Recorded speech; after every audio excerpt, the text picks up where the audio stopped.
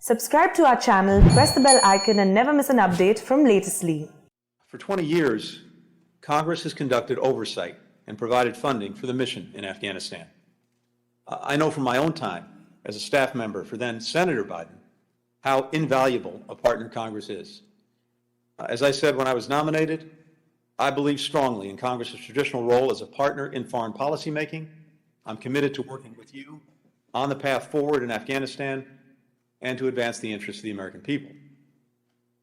On this 20th anniversary of 9/11, as we honor the nearly 3,000 men, women, and children who lost their lives, we're reminded why we went to Afghanistan in the first place: to bring justice to those who attacked us and to ensure that it would not happen again. We achieved those objectives long ago.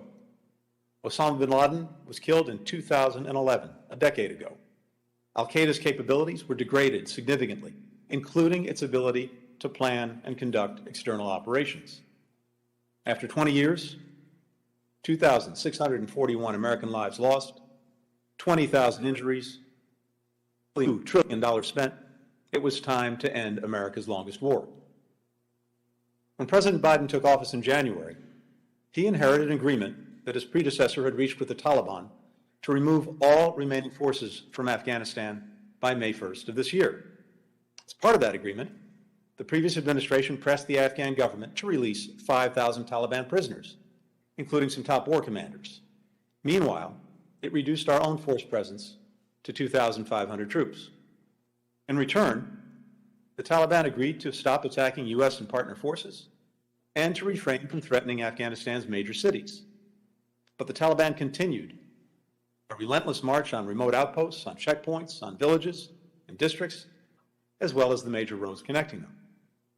By January 2021, the Taliban was in the strongest military position it had been in since 9/11, and we have the smallest number of troops on the ground since 2001.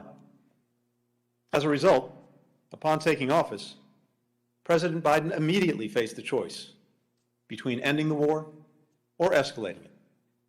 Had he not followed through on his predecessor's commitment, attacks on our forces and those of our allies would have resumed, and the Taliban's nationwide assaults on Afghanistan's major cities would have commenced.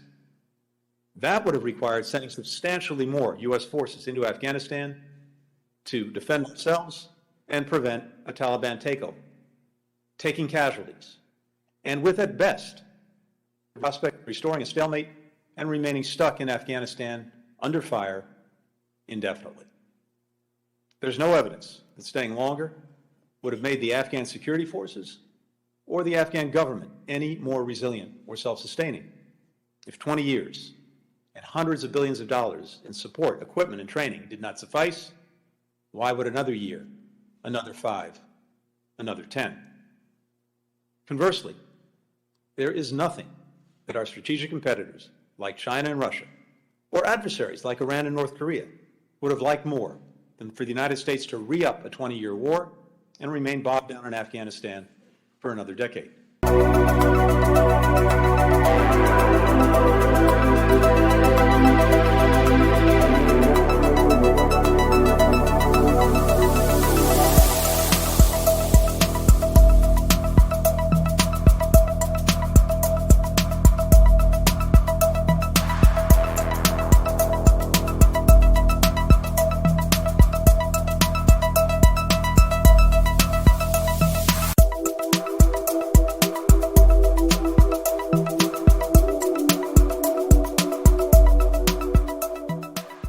It is one that has involved hedging its bets constantly about the future of Afghanistan.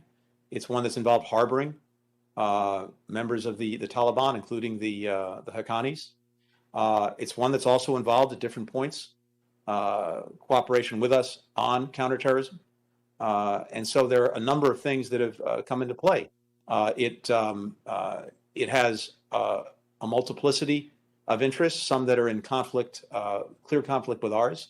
When it comes to Afghanistan, it's focused, of course, as well on India and the role that India is playing in Afghanistan, and it looks at it through that prism as well. All of these things, I think, have influenced what it has done on many occasions detrimental to our interests, on other occasions in support of those interests. And so going forward, what we are looking at, what we have to look at, is an insistence that every country, to include Pakistan, make good on the expectations that the international community has of what is required of a Taliban-led government if it's to receive any legitimacy of any kind or any support going forward, to include ensuring freedom of travel, to include making good on its commitments on not allowing Afghanistan to be used as a haven for outward-directed terrorism, to include upholding the basic rights of the Afghan people, including women and girls and minorities, to include allowing humanitarian assistance in, to include having a more representative government. And so Pakistan needs to line up with the rest of with a broad majority of the international community in working toward those ends and in upholding those expectations.